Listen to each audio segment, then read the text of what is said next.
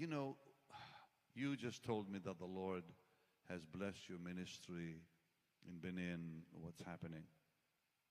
Get ready for some bigger things. Seriously. Because, look, I think the people of Africa will put a demand on people like you.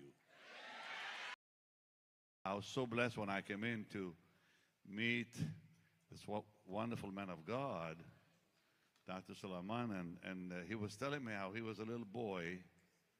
Why don't you come back here a minute?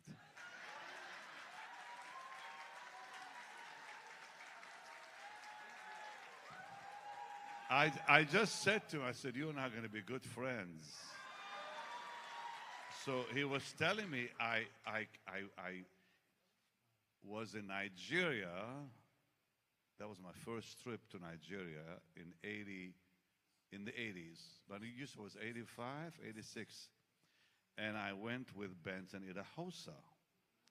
And I met him in Canada years ago. He was very dynamic, very dynamic. When I met him, how many of you are old enough to remember him? Put your hands up high. How many of you are young enough not to remember him? Put your hands up high. Okay. Well, he was an amazing man of God. Amazing man of God.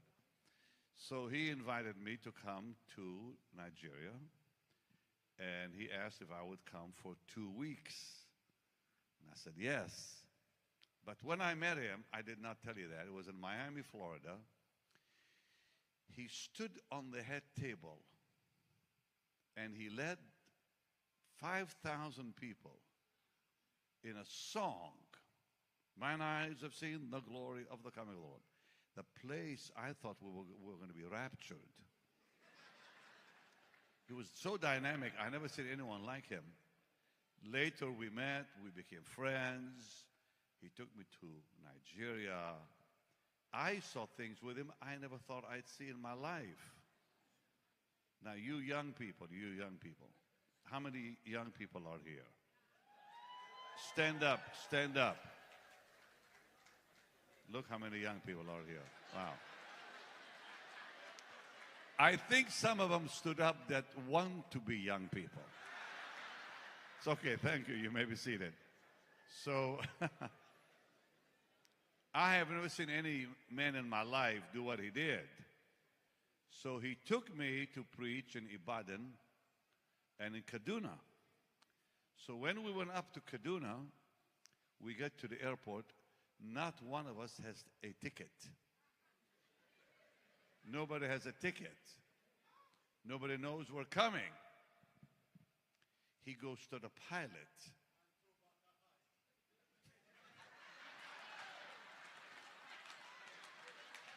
That man spoke in tongues just for me, saying he went to the pilot. He goes right on the plane. He tells the pilot not to go anywhere. He asks the passengers, it was already full, they were about to take off to Kaduna. He tells the pilot he's not going nowhere. He kicks everyone off the plane. BENSON goes up on the plane and kicks everybody off. And the whole plane is empty now. And he's telling them all to wait outside. Not one of us had a ticket or a boarding pass. He puts us on the plane, first class.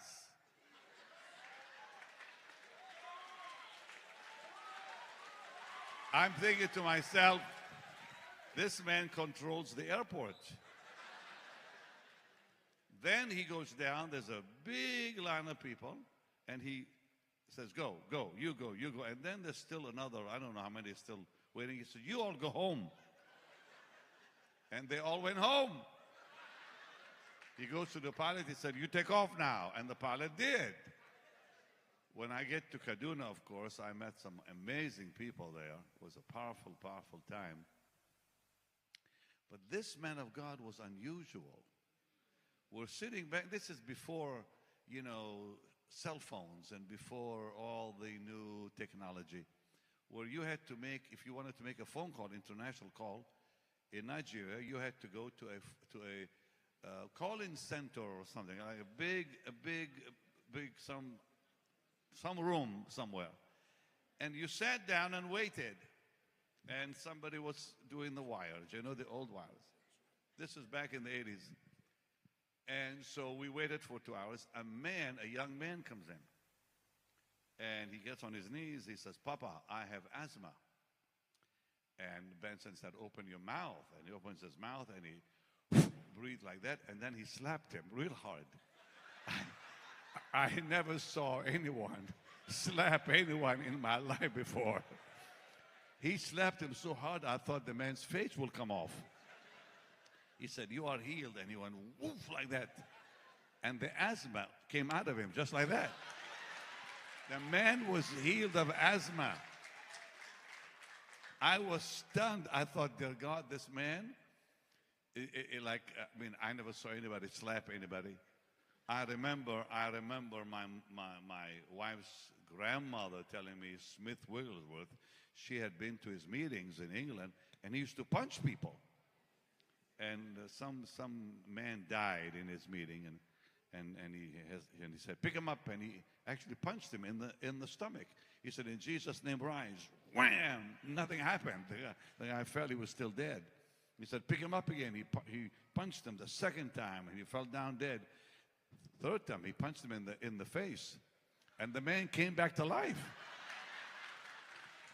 And when my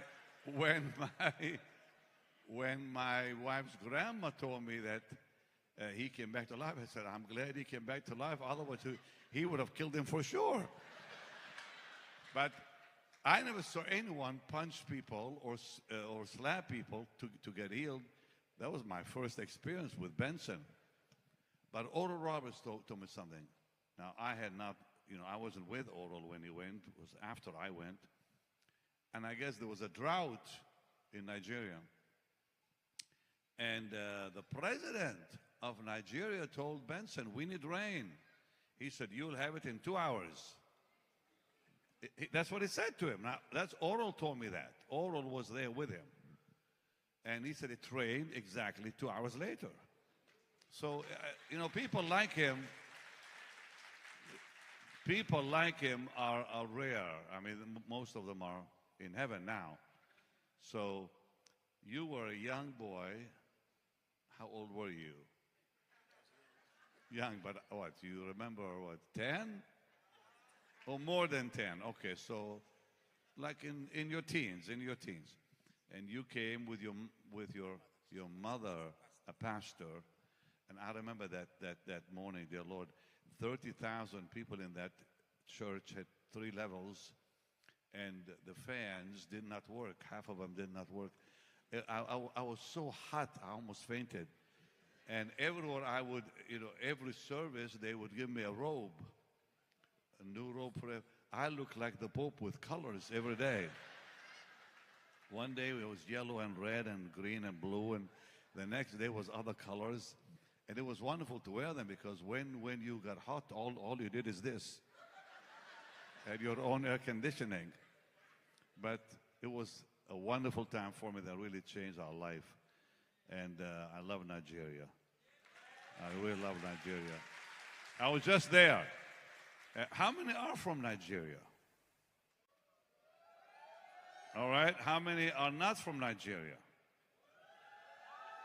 So where are the others from? Cameroon. Say again? Oh, how many? India. Somebody is waving a flag there. I don't know what flag that was. What flag is it? Zimbabwe. I was Liberia. Wow. How many from Liberia? Let me see you. Wow. I was supposed to go to Liberia years ago, and then they had the Civil War, and I could not go. That was years ago. Listen, I began preaching when I was 21. I'm 71 now, so that's like a long time ago. It'll be 50 years this year. And the Lord has been so good. Thank the Lord for Jesus, I'll tell you. But I want to just say one thing. How many here are not from Africa? You're not from Africa. Okay, all those who are not from Africa, stand up. Okay, beautiful. You may be seated. You may be seated. The reason I want to talk to you about Africa is because I just finished one of the greatest crusades in Nairobi. You're from Kenya, okay. How many Kenyans? All right. The president and his wife invited me to go, and we were there in February. This was the first time in my life, ever in my life, where nearly the entire government was on the platform. We had 3 platforms, not just one, 3 platforms. And almost every member, I think, of the government was there. And the last night, the president, his wife, vice president, his wife, the governors, their wives, and officials from the government were there. And the power of God came on all of them. And I'll tell you something. Something happened in the atmosphere. Because when at one point, you may have seen it, I don't know, I had the president come and I prayed with them. And he was on his knees, which was very, very moving to see, he and his wife. And the presence of the Lord was just so tangible. And the Lord really has honored Africa, in my opinion, in a great way. And I've seen such an intensity in the last few. In fact, I've been to Africa 3 times just this year already. I was in Ghana in January. There's the Ghana people. I love Ghana. We went to Kenya in February, Nigeria in March. And what I saw in those 3 countries alone this year already, intense presence of the Lord in all the meetings. I think the one that amazed me in a very special way is when I was in Accra, and the young people, their hunger was, I don't know if I even have a word for it. They were starving for the power of God. Just intense hunger for the Lord. And that gives us incredible hope. And then 27,000. Now they told me in Kenya, they told me that they've never had that many pastors come together ever in the history of the country. 27,000 pastors came from all the corners of Kenya for the special meeting I had with them. We were supposed to be at the convention center. It was too small. They went back to the stadium because it was the only place big enough, which seated about 150. And these 27,000 pastors were there. And it began raining and nobody moved. And to see the intensity of their hunger. So, you just told me that the Lord has blessed your ministry in Benin, what's happening. Get ready for some bigger things. Seriously. Because, look, I think the people of Africa will put a demand on people like you. Because they become so hungry for the things of God. And the darker it gets in the world, the greater the hunger in the people of God. And even unbelievers. And I saw that this year. I never thought I would see the intensity. I've been to Africa many times, over the last 50 years. And I think I've been to a lot of countries that maybe most of you don't even know I've been. I've been to Zimbabwe and Zambia and on. And Congo and other places. But I've never seen the intensity of the hunger among especially young people. And I would ask you as a man of God, and all of you who are in the ministry, focus on the young people now. Because they will carry the fire, I think, much faster than anyone else. So thank you for having me. And remember, we're going to be good friends. Can we give the Lord a mighty hand of praise?